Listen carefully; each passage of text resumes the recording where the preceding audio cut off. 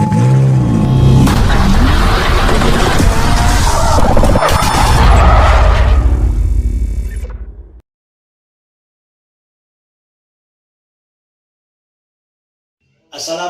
warahmatullahi wabarakatuh. Adik-adikku sekalian, siswa SMA Handayani 2 Banjaran yang saya cintai dan saya banggakan. Dalam hal ini, dalam pelaksanaan pengenalan lingkungan sekolah, saya selaku Anitlantas Polsek Pamengpeuk akan memberikan pendidikan dan penyuluhan bidang lalu lintas, di mana dalam berlalu lintas kita harus mengutamakan beberapa kriteria yang terdapat dalam bidang tersebut. Pertama, masalah tertib berlalu lintas, etika berlalu lintas, pengguna jalan yang mendapat hak utama, pelanggaran lalu lintas, kecelakaan lalu lintas dan penyebabnya, dan himbauan lalu lintas. Baik, sebelumnya saya ucapkan selamat datang.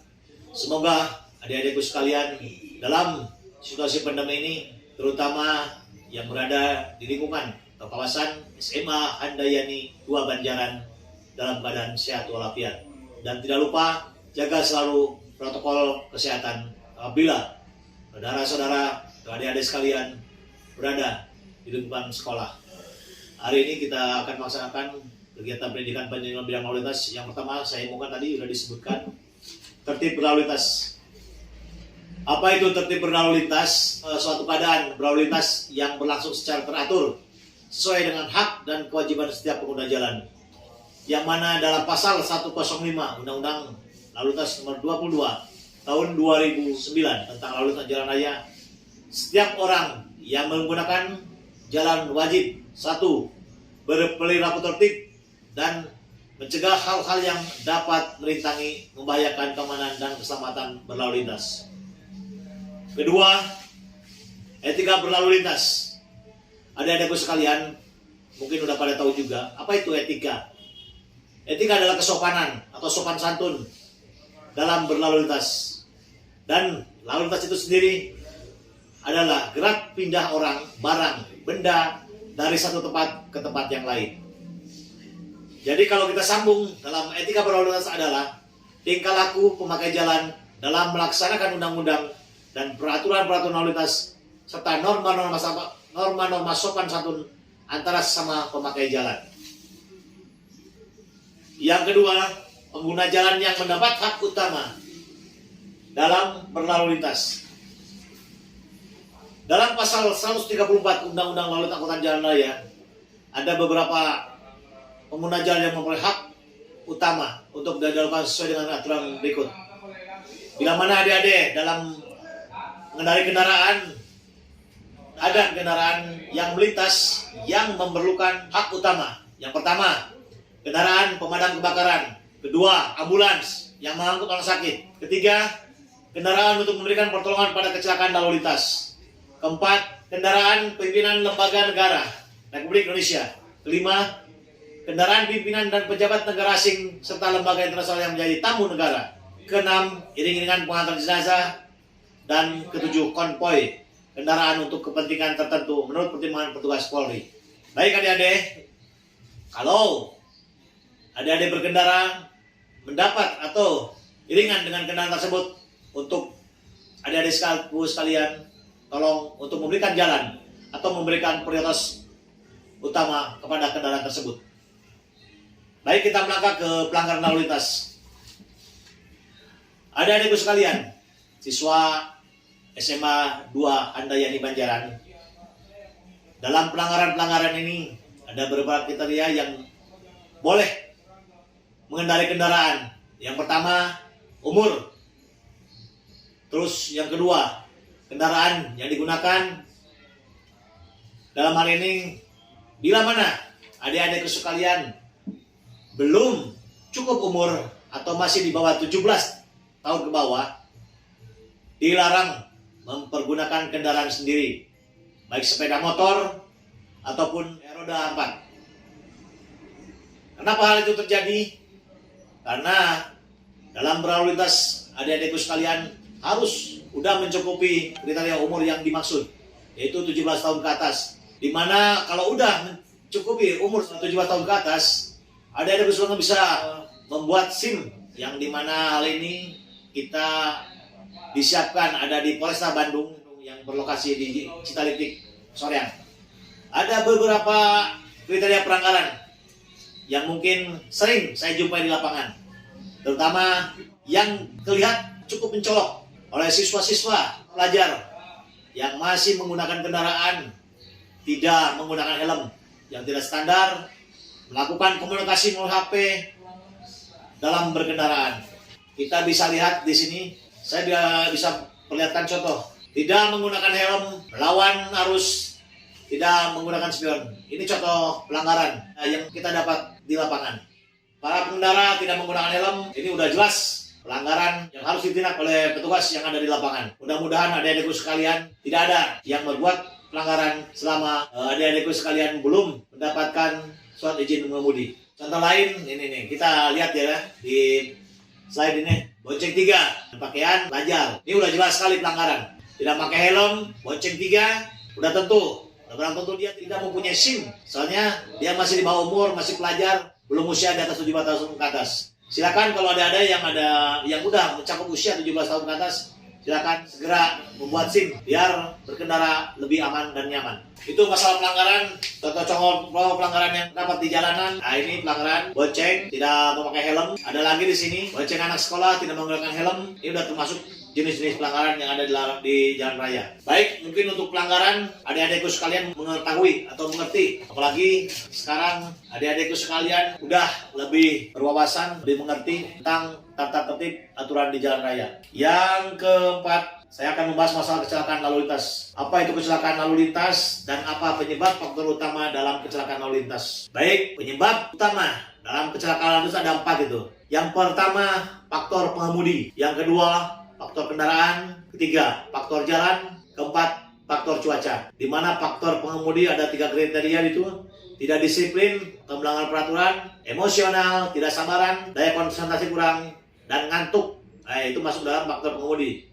Yang ketiga, pengaruh minum minuman keras, mabuk sambil bawa kendaraan. Itu jelas fatal dan akan menyebabkan kecelakaan lalu lintas. Yang 2, faktor kendaraan. Di situ terdapat tirai jalan, ban pecah, rem, itu masuk dalam faktor kendaraan. Ketiga, faktor jalan sempit, bergelombang, tikungan tajam ataupun menurun. Keempat, faktor cuaca, hujan, licin, kabut. Dalam hal itu, saya memohon kepada rekan-rekan sekalian atau adik-adik sekalian, berkendaralah dengan aturan-aturan yang telah ditetapkan oleh Undang-Undang, terkhusus Undang-Undang Nomor 22 Tahun 2009 tentang lalu lintas angkutan jalan. Apa yang kita lakukan apabila peristiwa kecelakaan lalu lintas terjadi di depan mata adik-adik sekalian? Saya tidak mendoakan, tapi kecelakaan bisa menimpa diri kita masing-masing. Untuk itu, yang pertama yang harus kita lakukan, jangan panik dan emosi. Kedua, bersikaplah tenang dan waspada. Ketiga, jangan menyalahkan orang lain. Keempat, jangan melarikan diri. Dan bila ada korban, segera menolong atau membawa ke rumah sakit. Kelima, melaporkan ke pos polisi terdekat atau segera menghubungi dengan alat komunikasi yang ada. Saya camkan kepada adik-adik sekalian, kalau menemukan ataupun mengalami kecelakaan di jalan raya, yang faktor utama, jangan panik. Segera melaporkan ke pos polisi terdekat melalui handphone atau alat komunikasi yang ada. Baik, adik-adik sekalian, saya perlihatkan dokumentasi laka lantas yang pernah terjadi di wilayah hukum Polsek Pamengpeuk. Oleh itu, saya menghimbau pada adik-adikku sekalian, patuhilah apa-apa yang telah disampaikan oleh petugas kepolisian negara Republik Indonesia, khususnya Polsek Pamengpeuk. Yang pertama, gunakan helm standar. Yang kedua, larangan bonceng 3 lebih dari 1 orang. Silakan kalau ada adik sekalian, kalau dibonceng sama orang tua ataupun kakak saudara, pergunakanlah sesuai dengan ketentuan. Dibonceng tidak lebih dari 1 orang. Yang ketiga, penggunaan lampu utama dalam berkendara untuk menghindari hal-hal yang tidak diinginkan sesuai dengan Undang-Undang Nomor 22 Tahun 2009 tentang lalu lintas angkutan jalan. Untuk kendaraan roda 2, lampu utama dinyalakan. Bagi rekan-rekan atau adik-adik sekalian, apabila saudara-saudaranya dalam lampu kendaraan R2-nya tidak ada lampunya, tolong untuk diberitahukan atau diinformasikan untuk segera dinyalakan. Yang ketiga, apabila adik-adikku sekalian menumpang dalam kendaraan roda 4, jangan lupa sabuk keselamatan. Apabila dibonceng atau ikut sama orang tua yang menggunakan kendaraan, tolong jangan lupa pasang sabuk keselamatan. Baik, yang terakhir mungkin ini yang perlu diketahui oleh adik-adik sekalian, masalah marka dan rambu lalu lintas. Ya, marka jalan. Ada beberapa marka jalan yang harus kita patuhi. Terlihat dalam gambar ini. Marka membujur, garis utuh. Lihat ini, adik-adik sekalian. Ini dilarang kita melakukan atau mendahului kendaraan yang apabila terjadi ada di jalan raya itu ada garis membujur ini, kita dilarang untuk melakukan atau menyalip kendaraan dari sebelah kanan. Yang kedua, marka garis putus-putus. Di situ kita bisa melakukan atau menyalip kendaraan dari sebelah kanan. Jadi adik-adik belum paham masalah marka jalan, dan nanti mungkin kita slide ini saya sampaikan ke pihak sekolah untuk lebih mengenal adik-adikku sekalian tentang lalu lintas jalan. Nanti saya kirim melalui file untuk dikirimkan ke pihak sekolah tentang marka jalan ataupun pelanggaran-pelanggaran, pasal-pasal yang ada dalam berlalu lintas. Pokoknya yang utama mungkin kita dalam pelanggaran lalu lintas yang terlihat nampak di rekan-rekan sekalian mungkin itu yang tidak menggunakan helm. Untuk itu kita dari petugas lalu lintas, perwakilan dari Polsek Pamengpeuk mengenai lalu lintas ini, saya mengimbau kepada adik-adikku sekalian untuk selalu mematuhi tentang lalu lintas di jalan raya. Sebagaimana dalam moto pengemudi terdapat di situ sadar dalam berlalu lintas. Apa itu sadar? S dalam artian sabar, sopan, dan solider dalam berlalu lintas. A. Awas, waspada, dan berhati-hati dalam berlalu lintas. D. Disiplin, taat pada undang-undang dan aturan lalu lintas. A. Antri, tidak menyerobot, menyalip saat lalu lintas macet. Dan yang tadi R. Rawat diri dan kendaraan agar tetap layak jalan dan selalu siap pakai. Yang terakhir, Polantas masa depan profesional yang humanis. Kami memang belum sempurna, tetapi kami selalu berusaha. Terima kasih. Semoga apa yang saya sampaikan secara singkat untuk memberi pembekalan kepada adik-adik sekalian, mudah-mudahan dapat bermanfaat dan dapat diterapkan dalam kehidupan berlalu lintas. Assalamualaikum warahmatullahi wabarakatuh. Salam presisi.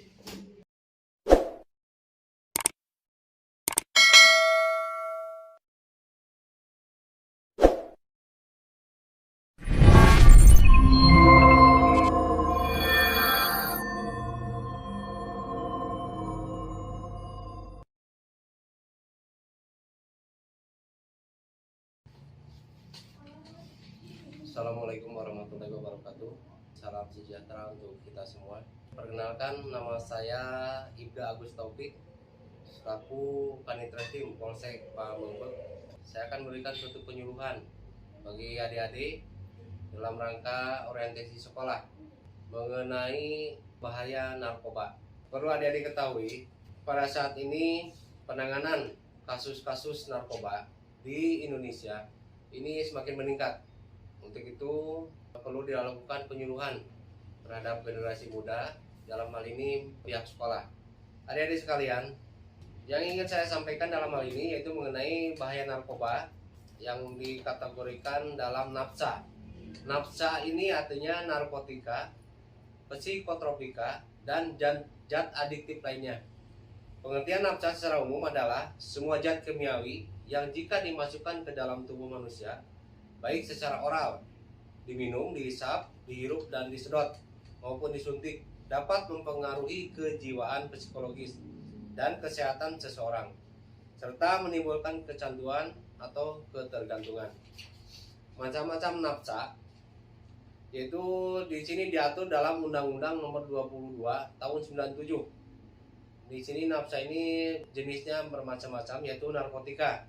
Kemudian narkotika ini ada beberapa golongan, yaitu narkotika golongan 1, golongan 2 dan golongan 3. Untuk narkotika golongan 1 digunakan untuk tujuan ilmu pengetahuan, tidak digunakan pada terapi.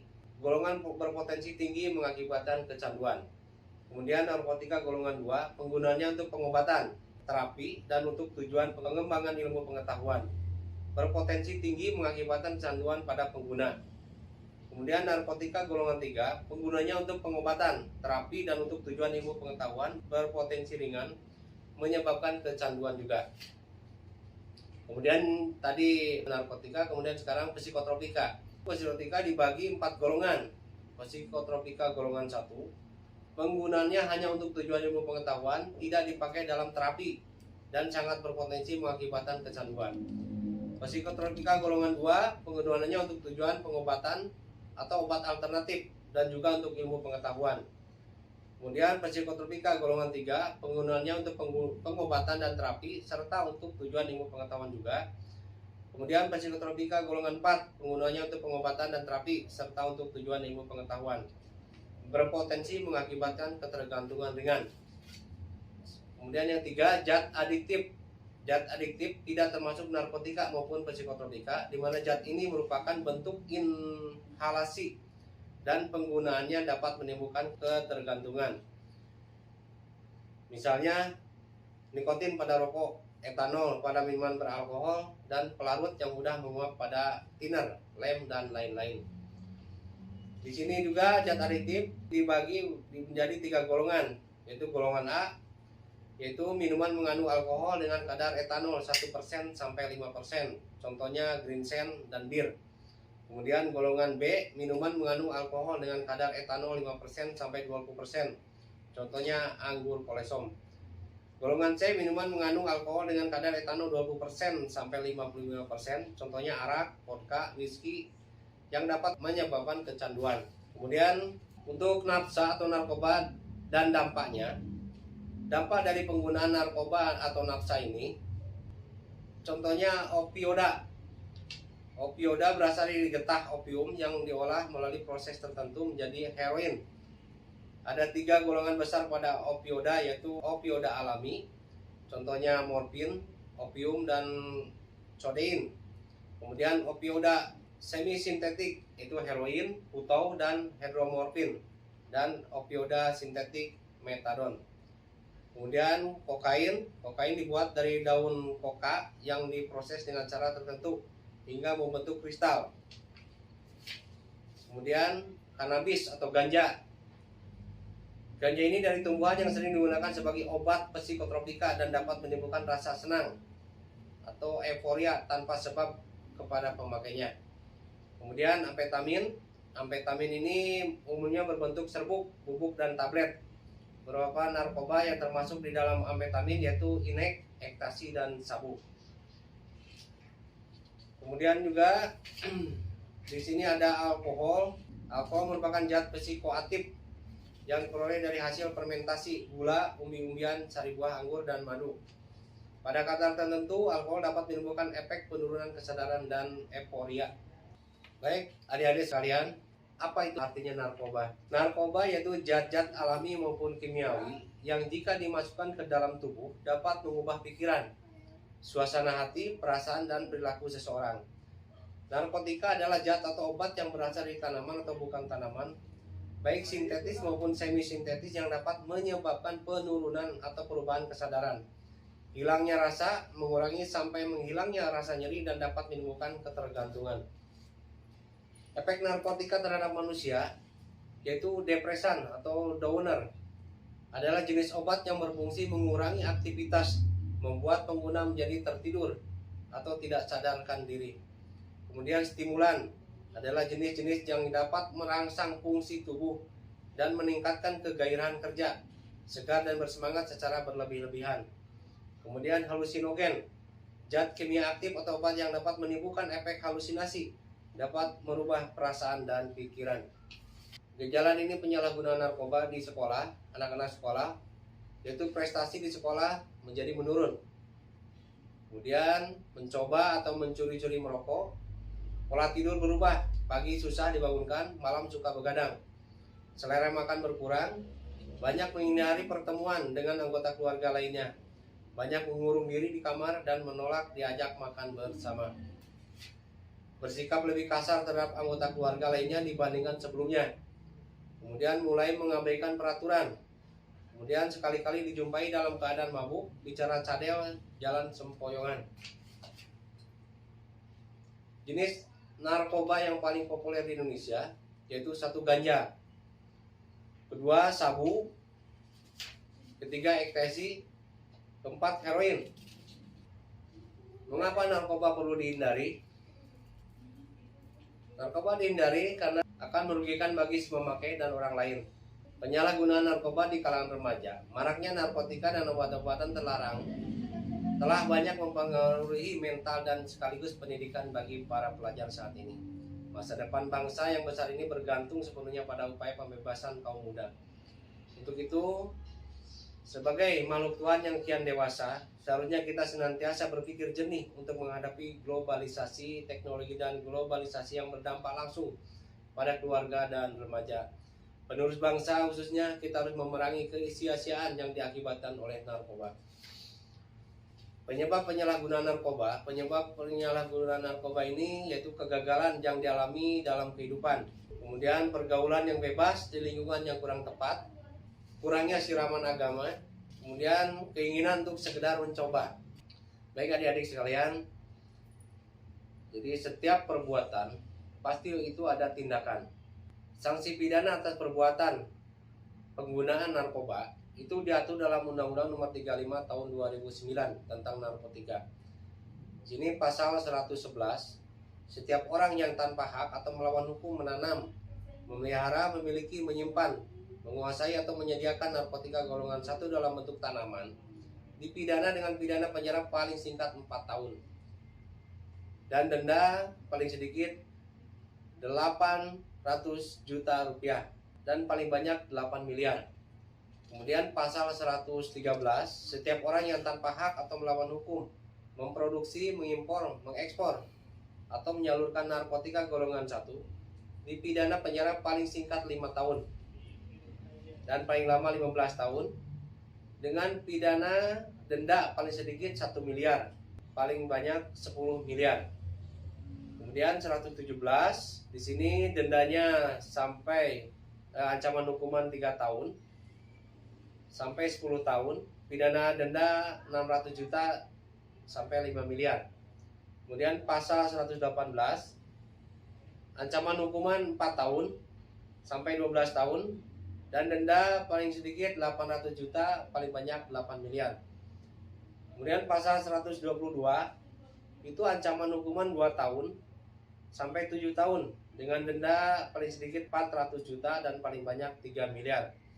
Kemudian pasal 118 itu pidana 3 tahun, paling lama 10 tahun, denda 600 juta, paling banyak 5 miliar. Kemudian sanksi pidana untuk pasal 127, di sini pidana penjara paling lama 4 tahun untuk narkotika golongan 1, sedangkan untuk narkotika golongan 2 itu 2 tahun, narkotika golongan 3 paling lama 1 tahun. Adik-adik sekalian, pencegahan dan penanggulangan terhadap penyalahgunaan narkoba. Di sini ada bagaimana cara pencegahannya, yaitu pertama ada banyak hal untuk mencegah penggunaan narkoba, antara lain membangkitkan kesadaran beragama, menginformasikan hal-hal positif dan bermanfaat, selektif dalam memilih teman, selektif dalam memilih makanan dan minuman, menghindarkan diri dari lingkungan yang tidak tepat, membentuk kelompok-kelompok kecil, dan saling mengingatkan. Bila berhadapan dengan orang atau teman yang mulai bersentuhan dengan narkoba, gunakan kasih sayang untuk menariknya ke jalan hidup yang sehat. Selain ancaman hukuman, juga ada proses rehabilitasi tentang penyalahgunaan narkoba. Itu rehabilitasi merupakan langkah penting menyelamatkan para pecandu dari belenggu narkoba dan obat-obatan terlarang. Seperti tahapannya, saat ini Indonesia berada dalam situasi darurat bahaya narkoba, jumlah kasus meningkat setiap tahun. Pada tahun 2016 tercatat ada 5,1 juta orang pengguna, kebanyakan berada di usia produktif antara 24 sampai 30 tahun. Walau begitu, tak semua pengguna narkoba termasuk pelaku tindak kriminal. kebanyakan dari mereka adalah korban. Sebab berbeda dengan pengedar atau penjual narkoba. Pengguna umumnya membeli dan memakai narkoba untuk kepentingan pribadi. Solusi pemerintah terhadap penggunaan narkoba ini, selama ini penanggulangan narkoba dilakukan secara sosialisasi, mengadakan pembicaraan tentang bahaya narkoba, dan rehabilitasi bagi pecandu narkoba. Namun pernahkah Anda berpikir bahwa cara untuk mencegah penggunaan narkoba adalah dengan menggunakan teknologi kimia atau secara sains? Sejauh ini belum ada riset sains yang berupaya untuk mencegah penggunaan narkoba. Memang sudah ada obat untuk mengurangi efek buruk berhenti narkoba, namun belum ada obat atau cara untuk pencegahannya. Contoh lain untuk penanggulangan narkoba ini juga bisa dilakukan dengan cara lomba penelitian ilmiah berkaitan dengan narkoba yang bisa diikuti oleh pelajar di daerah Indonesia manapun.